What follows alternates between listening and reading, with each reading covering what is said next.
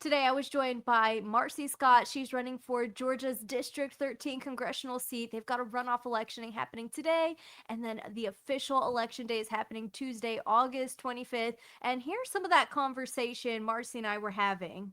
My campaign had to be built from the ground up. I tell people a lot of times with my dad, I've worked on my dad's campaigns the entire time that he's been in Congress. And before that, he was a congressman.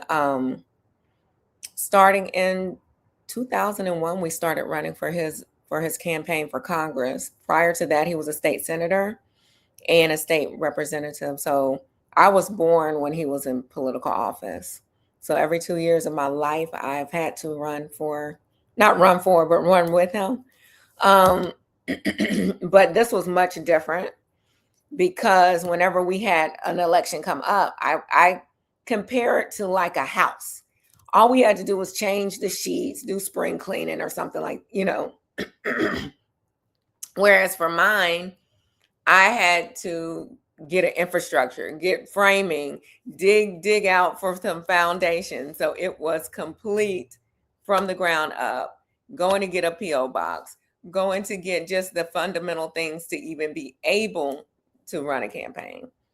So yeah, that's been the challenging part at first. You got to get a bank account. And even if you have the money, they hold your money, your funds for over 14 days. You can't even do anything. Even if I had $1 million, I couldn't use it at the beginning.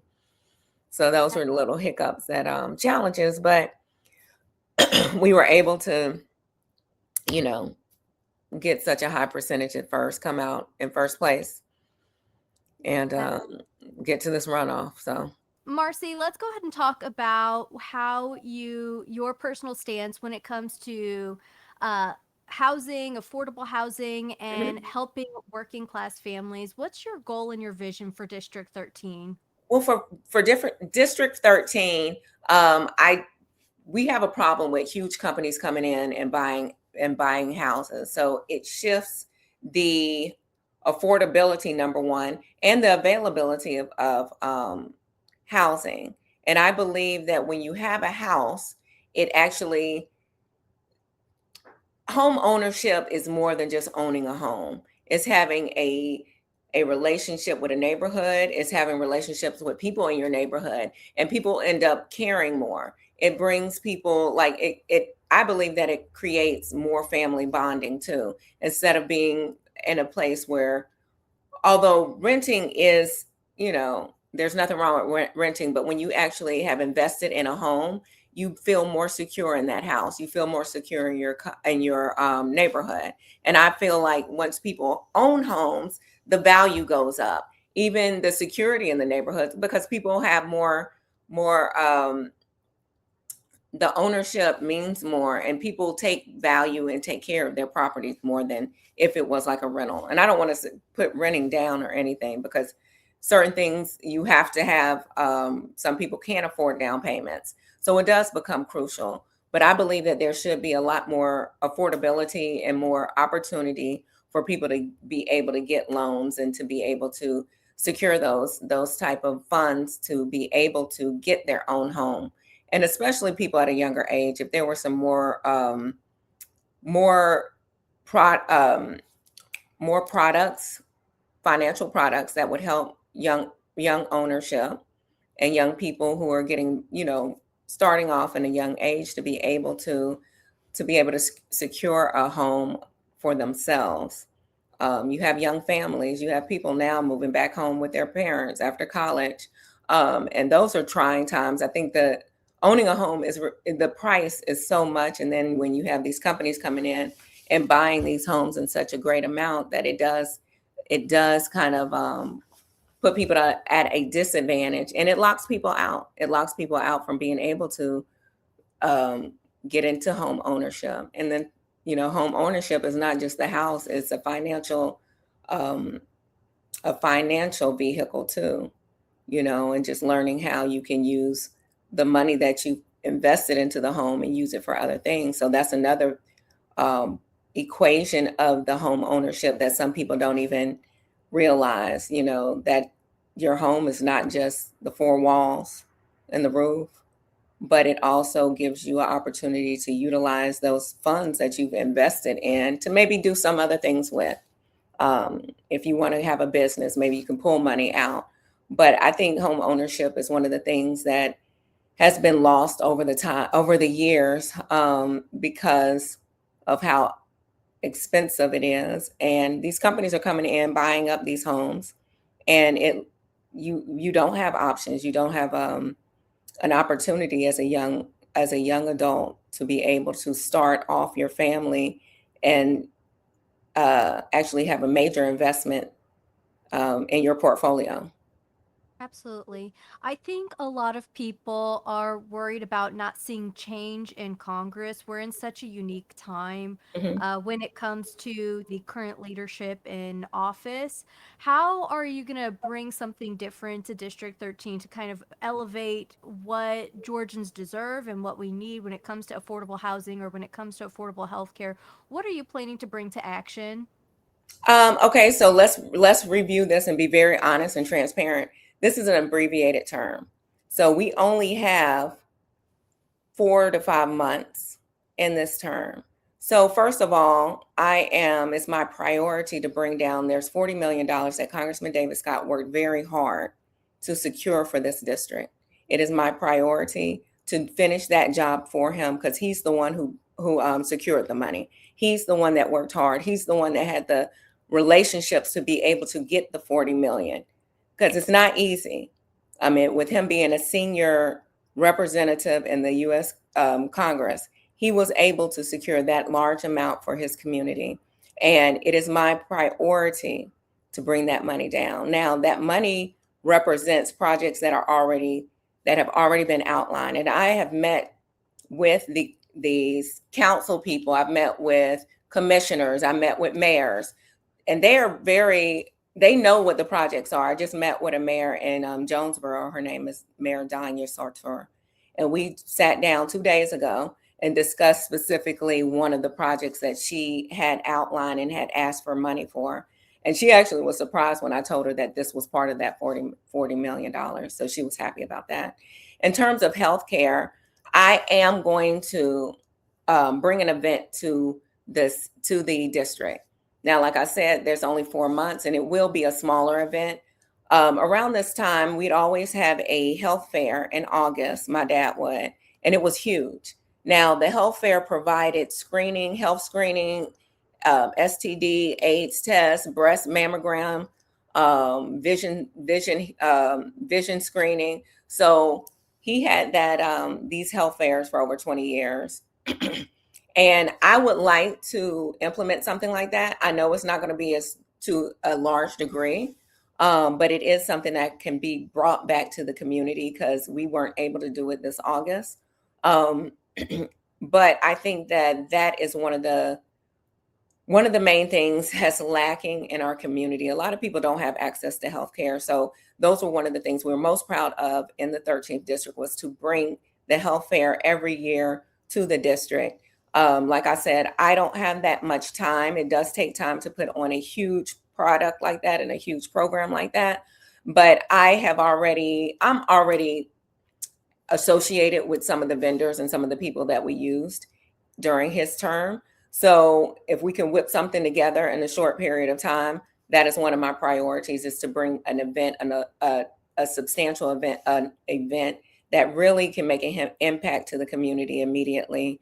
So like I said, it's 4 months. I'm going to do as much as I can.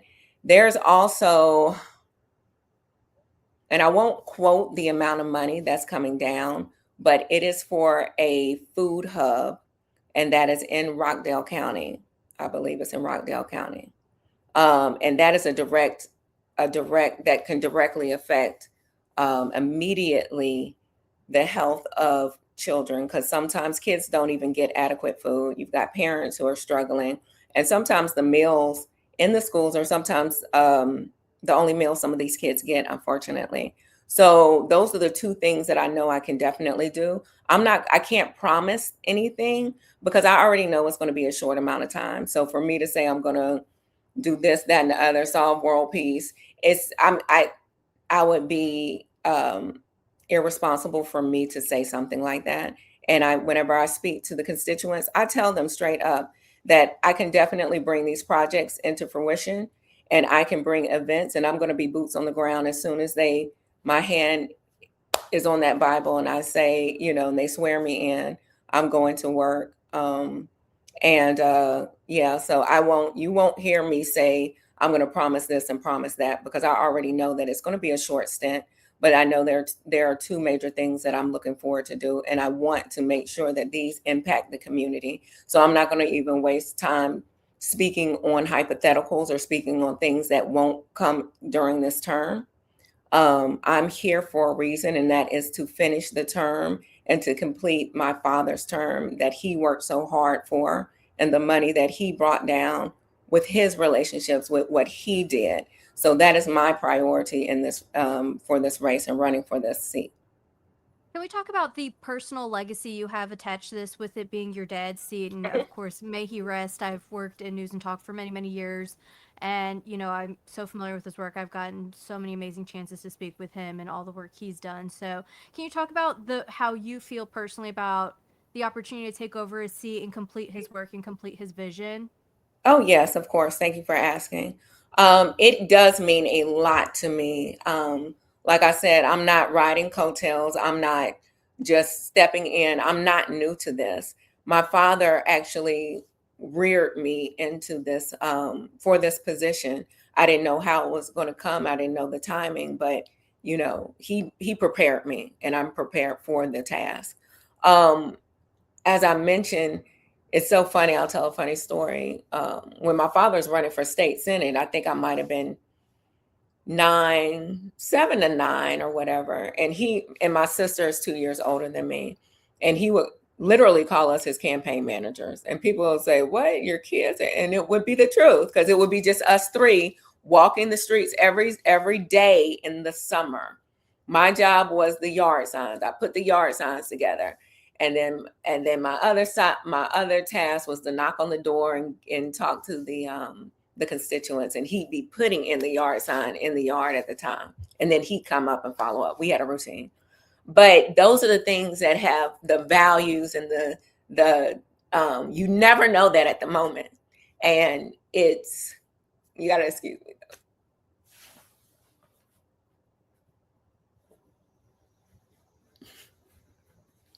Okay, I'm sorry. I'm sorry. Yeah, But and I understand. yeah, you don't realize, as a child, you're just thinking it as a chore. But he was really grooming me and really making sure that I did the job right. I did correctly, went through the task correctly. But I tell people that it has connected me even more to him at this moment, because I see how well he has prepared me, and I don't take advantage of that. I don't take it for granted. But back to being funny and the funny story.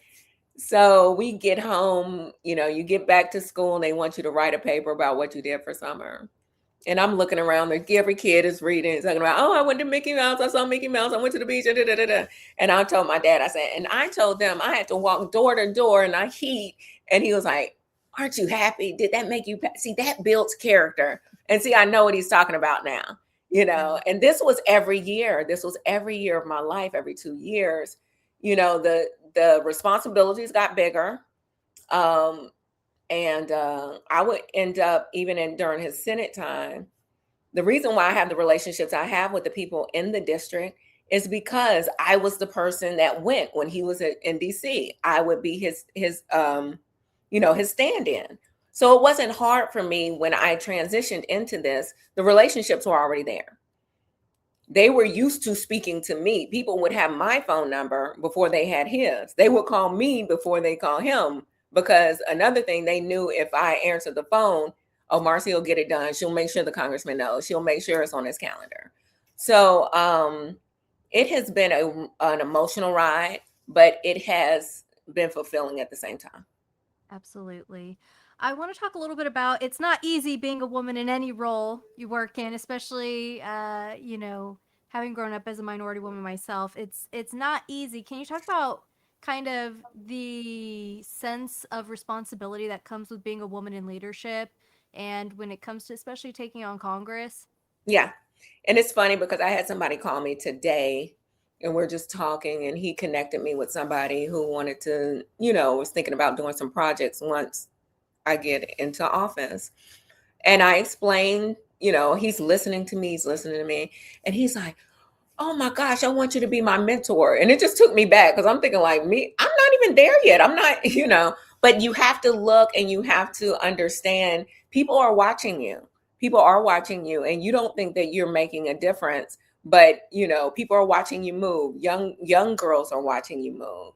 So for me, it is a huge responsibility to make sure that I present myself in a way and that I don't make any crazy moves, embarrass people, make sure that my personal life is is as up to par as I would want any, like how my father's legacy was and how he was. He was a very statesman, which I think that has been lost somewhere in the shuffle of how politics is right now, and how all of the, like DC, Washington, I think some of it's kind of out of control. I think if we bring back some type of commonality and just really focus on what is at hand and what's important, which is, making sure everybody is, we're more alike than we are different, is what I tell people. But Absolutely.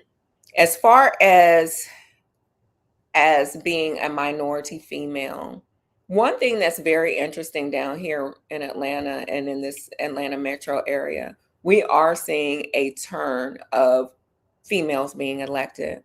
Um, and I believe in this last major election, which took place, I believe, in May, the one that we had our general primary, there are more Black females on the ticket than ever. So I'm very happy to be able to join that list. And it will be amazing because when my dad first started in Congress, there were no women in the delegation, in Georgia delegation. I don't, yeah, no, it was one, Denise Majette. She was one, and then she left. And then it was no women on there. But it's amazing to see how the tables are turning, and now majority of the delegation will be women. So I'm Absolutely. happy about that. I'm proud about that because it gives you another way to think. Because women, I believe that we're more sensitive. We listen a little bit more. We have a little more a unique look on life because we juggle so many things. So we're able to evaluate it from a different level. And then there's health issues that we have to examine too. Specifically for me, I would say the maternal health for African American women that gets ignored and gets overlooked. So those are the things that I would like to focus on. Small amount of time, like I said, but that would be under my healthcare and healthcare initiatives that I would like to explore when I get there. Absolutely. I want to take a pivot point here and focus back in on school and education. Can you Mhm. talk a little bit about in your policy the college and job training aspect of it? Because I come from a family of teachers and I truly appreciate what you're saying when it comes to college and job training. So I want to give you the chance to highlight what you're doing there. Okay, for one thing, I believe that we also need to focus on the trades.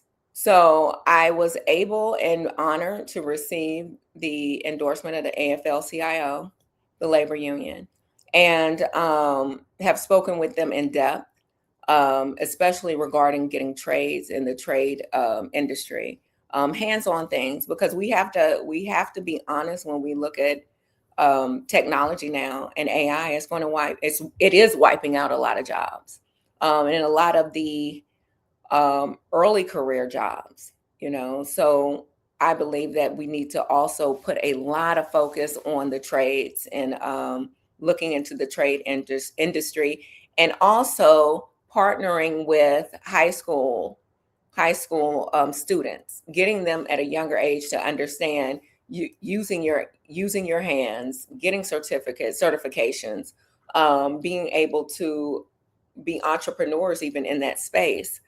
And because the workforce and the job industry, the job market is very difficult now. It's hard for kids to come out and really get a decent job. I mean, these kids are graduating from school, honestly, spending 4 years and having loans that they have to pay for, and they can't find jobs. It's ridiculous. You know, they're coming back from college, moving back home, and doing Uber or doing some type of delivery service. Those are still can still be those are great jobs to have, and it's a good thing that they're available. But it makes it difficult, and it kind of is disappointing for the individual when they spent so many years studying for something and learning, a skill, and going to class, and then you come out and there's no jobs available. But I think that we need to focus early on the trades, these trade schools and these tech schools, and being able to partner with the high schools and maybe doing some joint partnership with some of the high school students, and really letting them know that there are other opportunities out there than even a 4-year scholarship. I mean a 4-year traditional school. I graduated from Florida A&M University, and I did graphic arts, graphic design. Then I got my that was a bachelor's, and then I went on and got a master's in public policy. So even with me, sometimes I'm like, why did I do this? You're spending all this time and then you end up doing something totally different. That's a lot Right. of people's stories, though. Yeah, absolutely. Now, Marcy, obviously, you and I both know polls are open right now to They get are. voting in. You've got until August 25th. What's just a piece of advice or something you want somebody to walk away with, knowing this is what you stand for? Or if you had to just leave them with one message for them to vote for you, what would that be? Yeah, my message would be, send me to DC, because I am going to work hard for you. I'm going to work hard for the district. I'm going to make sure that this money comes down, the money that Congressman David Scott worked so hard for. And he was such a great steward of the district. He cared for the district. And I've been in this district for more than 25 years myself. I've grown up right here in the 13th district. The district's not, now the lines move. This is the crazy thing. Lines do move, but you know, I was drawn out the district at one time, but I continue to show up. I continue to build relationships. I continue to connect with people. So my mission, like I said, is to go and utilize these 4 months that I have. Make sure that you guys get the funding you need and have a great representative that you can call on. Constituent services is number one. Well, it's the third tier of my platform. Is continuing to make sure the constituents have a voice. When you call my office, I'm not even going to change most of the people that are in the office right now. I've worked with them for over 20 years. They've built their own relationships with the people in the government agency, so they can pick up the phone and call them by name. So we'll be able to move cases um, through the process very quickly. And that's it. I'm going to hit the ground running. I'm going to make sure that we get this money down. I'm going to continue to open relationships and the open communications with each county commissioner in each one of the each one of the counties, and the mayors in all the counties, and just make sure that you guys have a representative that cares for you, that's there for the purpose of what it's for. I'm not going up there to make a name for myself, to put a badge on my chest, or to put another line item on my resume. This is solely to finish Congressman Scott's term, and to do it in the way that he would want it to be done. And go vote Marcye Scott for Congress. Marcye Scott for Congress. We have the date. Today is Friday. It's the last day to early vote. I need your vote. And if you don't have time today, make time. Try and make time. Take a friend, take a family member, all of that. But on Tuesday, August 25th, you will have another chance. And that'll be a wonderful opportunity to vote for me. And we can work together as partners, and to make sure that that this seat and this term gets completed the way that my father would like it to. Absolutely. And how can people find more information about your policies and what you're standing on? Yes, so you can go to the website is marcyscott4ga.com. And there will be a pop-up window right there. And that pop-up window, you can select your county and you can see exactly the specific projects that this money is going for. So I'm not being generic with the 46 million. I didn't pull it out the air. I have a list of those projects, and anybody can pull it down. You look at it through your county, look at your county, and see what actually is has been worked on and is going to be allotted for those projects. Amazing. Wonderful. Thank you, Marcy, for joining me today.